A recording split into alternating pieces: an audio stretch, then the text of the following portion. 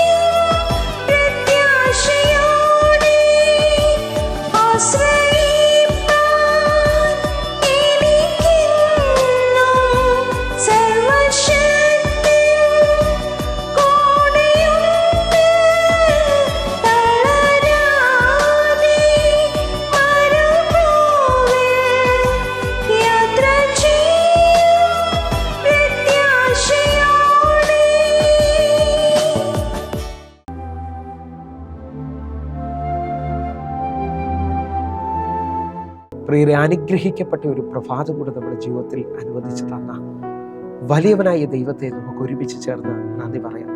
എത്ര പറയും, ഞാൻ നിന്നതല്ല, എൻ്റെ ദൈവം എന്നെ നിർത്തിയതാണ്.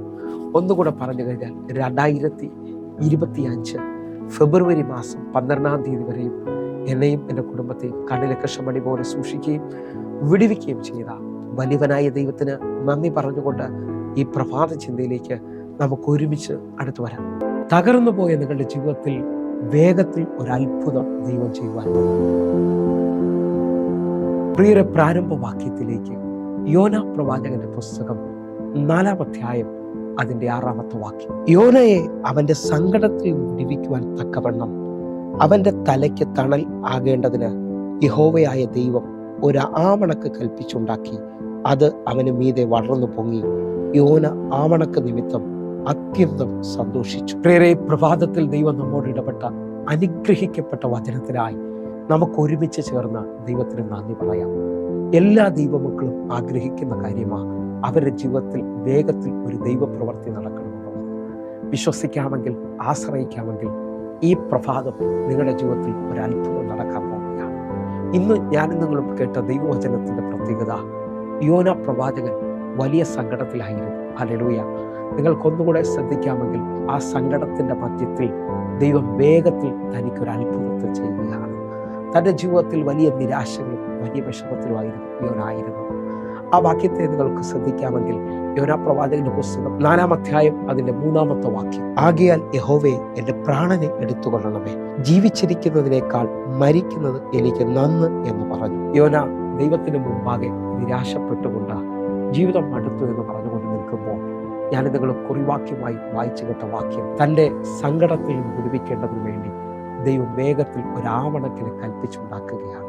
ആ ആവണക്ക് നിമിത്തം യോന അത്യന്തം സന്തോഷിച്ചാണ് അവിടെ ഇരിക്കുന്നത്.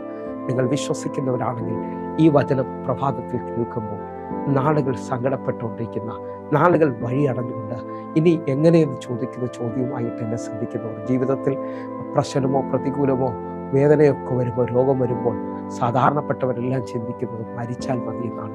ആ നിലയിൽ ഈ പ്രഭാതത്തിൽ ശ്രദ്ധിക്കുന്ന നിങ്ങൾക്കും വേണ്ടി കർത്താവ് ഒരു ഭയങ്കര അത്ഭുതം ചെയ്യാൻ പോവുകയാണ്. വിശ്വസിക്കുന്നവരുണ്ടെങ്കിൽ വേഗത്തിൽ എനിക്കും നിങ്ങൾക്കും വേണ്ടി ഒരു അത്ഭുതത്തെ ചെയ്യാൻ എൻ്റെ ദൈവത്തിന് കഴിയും. ഹല്ലേലൂയ. സാഹചര്യങ്ങൾ മുമ്പോട്ട് മുഖത്തിലെന്ന് വെല്ലുവിളിക്കുന്നുണ്ടെങ്കിലും, കാറ്റും തിരമാലയും നിങ്ങളെ അവസാനിപ്പിക്കുമെന്ന് പറയുന്നുണ്ടെങ്കിലും, എൻ്റെ യേശു കർത്താവ് ആ തിരമാലയുടെ മുകളിലൂടെ ഒരത്ഭുതം നിങ്ങൾക്ക് വേണ്ടി ചെയ്യാൻ പോവുകയാണ്. വിശ്വസിക്കാമെങ്കിൽ ഈ പ്രഭാതം ഒരു അത്ഭുതത്തിൻ്റെ പ്രഭാതമാണ്. ഒരു വചന പശ്ചാത്തലം കൂടെ ചിന്തിക്കാമെങ്കിൽ, സംഖ്യാപുസ്തകം 17-ാം അധ്യായം ആദ്യത്തെ വാക്യങ്ങൾ ശ്രദ്ധിച്ച്, ദൈവം തിരഞ്ഞെടുത്ത അഹരോനെ ദൈവം പ്രൂവ് ചെയ്യാൻ പോവുകയാണ്. വിശ്വസിക്കാമെങ്കിൽ കുത്തുവാക്കുകളുടെ വേദനയുടെ നടുവിൽ, ഒറ്റപ്പെടലിൻ്റെ നടുവിൽ എൻ്റെ ദൈവം നിങ്ങളെ ഇന്നൊരു അത്ഭുതത്തിലേക്ക് നടത്താൻ പോവുകയാണ്. സംഖ്യപുസ്തകം 17-ാം അധ്യായം അതിൻ്റെ 1 മുതൽ 3 വരെയുള്ള വാക്യങ്ങൾ. യഹോവ പിന്നെയും മോശയോട് അരുളി ചെയ്തത്, ഇസ്രായേൽ മക്കളോട് സംസാരിച്ച് അവരുടെ പക്കൽ ഗോത്രം ഗോത്രമായി സകല ഗോത്ര പ്രഭുക്കന്മാരോടും ഓരോ വടി വീതം 12 വടി വാങ്ങി ഓരോരുത്തന്റെ വടിമേൽ അവന്റെ പേര് എഴുതുക.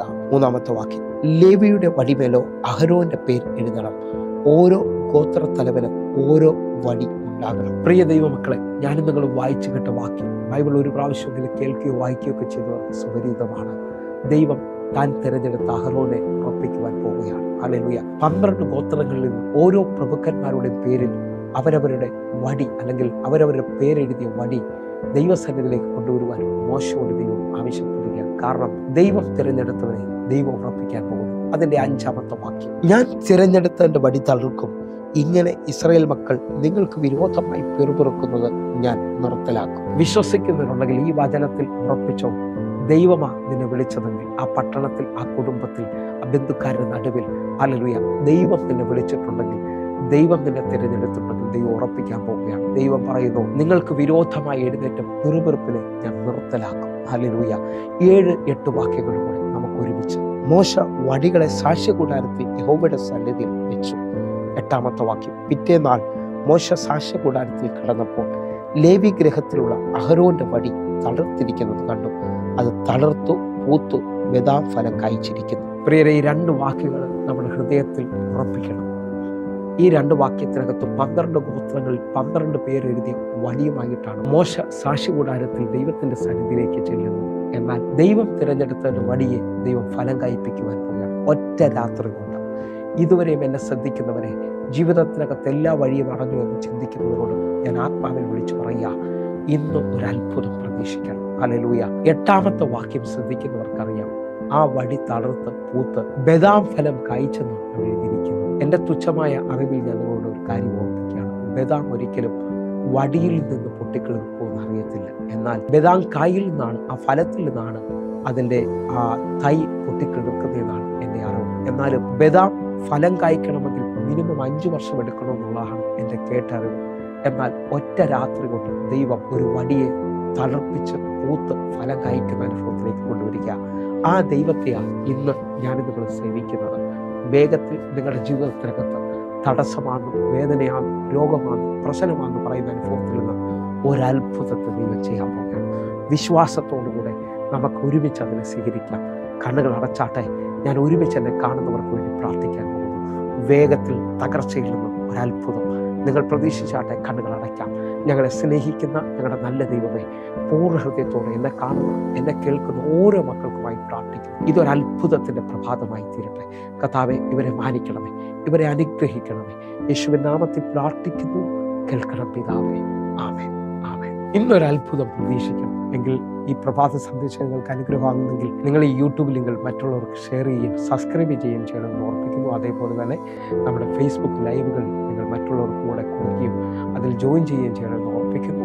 കർത്താവ് നിശ്ചയമായി നിങ്ങളെ അനുഗ്രഹിക്കും. എല്ലാ ദിവസവും വൈകിട്ട് സൂമിൽ 6 മണിക്ക് നമുക്ക് ആരാധന നടക്കുന്നത്. ചില വർഷങ്ങൾ കഴിഞ്ഞു, അല്ലെങ്കിൽ എന്നാലും അനേക ആയിരങ്ങൾക്ക് ഇന്നും അത് അനുഗ്രഹമായിക്കൊണ്ടിരിക്കുന്നു. ഞാൻ നിങ്ങളെ ക്ഷണിക്കുന്നു. കർത്താവ് നിശ്ചയമായി നിങ്ങളെ അനുഗ്രഹിക്കും. കർത്താവിൻ്റെ വലിയ കരം നിങ്ങൾക്ക് വേണ്ടി വെളിപ്പെടട്ടെ. ആമേൻ. എങ്കിൽ പ്രിയരെ, അടുത്ത ദിവസം കാണുമ്പോഴേക്കും സ്വർഗ്ഗത്തിൽ നിന്ന് സൂക്ഷിക്കട്ടെ. ആമേൻ.